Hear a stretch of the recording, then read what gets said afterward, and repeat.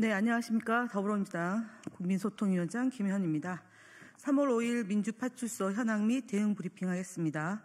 민주파출소 현황은 3월 5일 9시 기준으로 775명이 방문했고 246건 제보가 있었습니다. 매체별로 네이버가 28.86%로 제일 높은 수치를 기록했고 유튜브는 22.36%, SNS는 13.23%, 틱톡이 8.13%, 커뮤니티가 3.66%로 제보되었습니다. 주요 제보 내용으로는 최근 여론조사 조작설과 탄핵 선거와 관련된 폭동 예고, 네이버 카페 무료 나눔을 이용한 허위사실 유포, 그리고 특정 사건을 부정선거 음모론으로 변질, 재유포하는 정황이 제보되었습니다.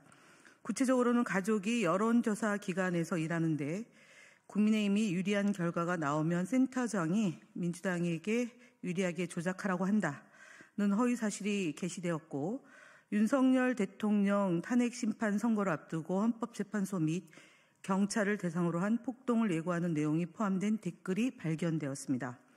또한 반국가 세력 북한 지령문 무료 나눔이라는 제목으로 국회와 헌재 등의 간첩이 침투해 있다는 허위사실이 유포되었으며, 이천시청에서 극단적 선택을 한 남성이 부정선거 가담자들의 입단속을 위해 공산당식 교수형으로 처했다는 음모론이 확산되었습니다. 그러나 기사 확인 결과 해당 남성은 이천시청 소속이 아닌 것으로 파악되었습니다. 더 나아가 2020년 총선 이후 전국에서 발생한 물류센터 및 폐기물 처리장 화재 사건을 부정선거 증거 은폐를 위한 방화로 주장하는 등 허무맹랑한 음모론이 지속적으로 퍼지고 있는 정황이 포착되었습니다. 다음으로 주요 현황 대응입니다. 국민의힘 거짓말 시리즈 39번째입니다. 오세훈 서울시장은 3월 3일 자신의 페이스북에서 이재명 대표의 AI와 한 대한민국 그리고 나 대담을 두고 K-엔비디아 국민에게 지분 30% 분배라는 제안이 기업 성장의 동력을 꺾는 자해적 아이디어라며 이를 사회주의적 사고라고 주장했습니다. 그러나 국가 투자를 통해 기업을 성장시키는 것은 자유시장 경제에서도 일반적인 방식입니다. 싱가포르의 테마섹 펀드, 대만의 TSMC처럼 국가 주도의 성공 사례도 존재합니다. AI, 반도체 등 미래 핵심 산업에 대한 국부 국민 펀드를 활용한 공동 투자는 국가적 전략입니다. 그럼에도 불구하고 국가 전략 투자는 사회주의라는 색깔론의 시대착오적인 이념 논쟁을 불러올 뿐입니다. 오 시장의 경제인식으로는 첨단 산업 시대의 변화와 도전을 감당하기 어렵습니다. 미래 첨단 산업, 특히 AI 분야에서 국가 차원의 전략적 투자는 필수입니다.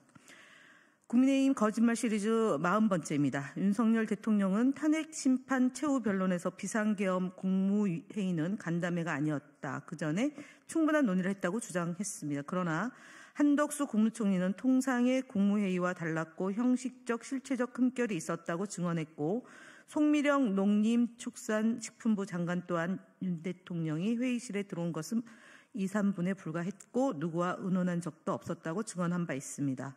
비상계엄 선포 절차에 중대한 하자가 있었다는 사실이 명백한 겁니다. 대통령이 이를 부인하는 것은 거짓말입니다. 다음으로 41번째입니다. 윤 대통령 최후 변론에서 2시간 반짜리 비상계엄과 2년 반의 국정마비, 어느 쪽이 더 문제인가라고 비교했습니다. 그러나 헌법 위반과 국정 운영의 난맥은 비교 대상이 될 수 없습니다. 위험한 비상계엄은 논란이 아니라 법의 문제입니다. 국헌문란과 내란은 국가 전복을 초래할 수 있는 중대한 범죄입니다. 대통령의 태도는 법치주의를 정면으로 부정하는 것입니다. 42번째입니다. 윤 대통령이 명태균의 황금폰 포렌식을 통해 또다시 거짓말이 드러났습니다. 지난해 대국민 담화문에서 자기라는 명태균입니다. 명태균이 저에게 문자를 보냈을 수 있죠. 제가 문자에 답을 안 하면 그것 소통이라고 보기 어렵지 않겠습니까? 라고 얘기했습니다. 그러나 결과 윤석열, 김건희 부부와 명태균 간의 대화가 지속적으로 이루어졌음이 드러났습니다. 국민과 야당과의 대화는 일십하면서도 명태균과의 대화는 수차례 이루어졌습니다. 대통령 거짓말입니다. 43번째입니다. 한동훈 전 대표가 지난 2월 28일 중앙일보 인터뷰에서 탄핵 심판 결정 전에 조기 대선을 기정사실화해서는 안 된다고 했습니다. 그런데 한동훈은 전국을 돌며 북콘서트를 개최하고 정책 구상을 발표하며 사실상 조기 대선의 행보를 보이고 있습니다.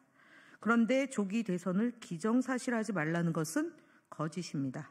특히 대선 당시 개헌 후 2028년 사임 발언은 이미 조기 대선을 전제로 한 정치 행보입니다.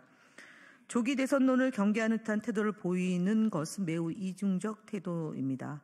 탄핵에 찬성인지 반대인지 헷갈리는 언행 불일치도 한동훈식 합법입니다. 그동안 국민의힘 거짓말 시리즈를 종합해 보건대 43건을 저희가 발표를 했습니다. 물론 훨씬 더 많이 했습니다. 앞으로도 지속적으로 거짓말 시리즈는 저희가 발표를 하겠습니다. 인물별로 살펴보면 권성동 대표와 윤석열 대통령이 각각 실압 11건으로 공동 1위이고 오세훈 서울시장이 5건으로 3위입니다. 나경원 의원이 4건으로 4위이고 홍준표, 한동훈, 신동욱 각각 2위로 2건으로 5위에 올랐습니다. 정부와 여당 지도부인 윤석열 대통령과 권성동 대표가 1위를 차지했다는 것은 그만큼 국민을 상대로 한 거짓과 왜곡이 일상적으로 진행되고 있다는 것을 반증하는 겁니다. 더욱 우려스러운 것은 조기 대선의 후보자가 되려고 하는 인물들이 거짓말을 많이 하고 있다는 점입니다. 이것은 대한민국의 미래에도 불행함을 자초하는 것이다라는 점을 다시 한번 말씀드리고 진실과 사실에 입각해서 공정한 경쟁을 하실 것을 권면드립니다. 이상 마치겠습니다.